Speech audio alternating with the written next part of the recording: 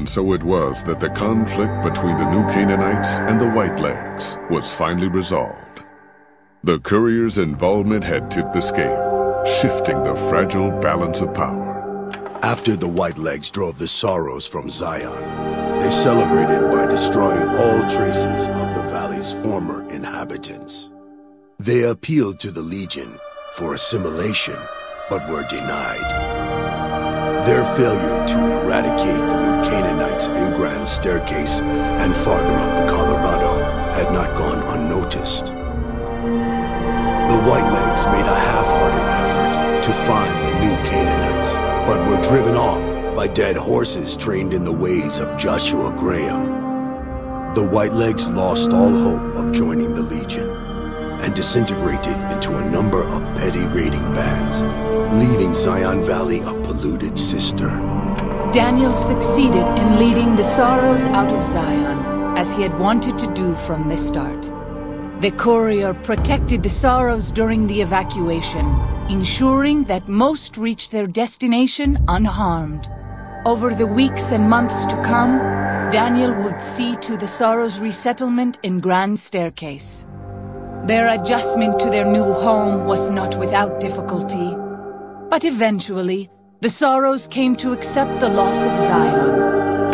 Having helped Daniel and the Sorrows escape from Zion, the dead horses returned to their home at Dead Horse Point.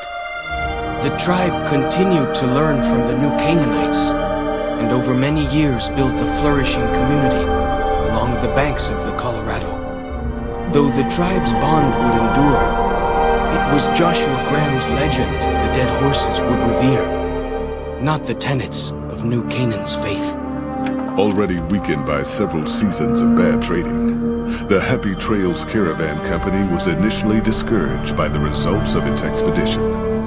The fate of New Canaan and the evacuation of the Sorrows from Zion made the prospect of trading seem fruitless.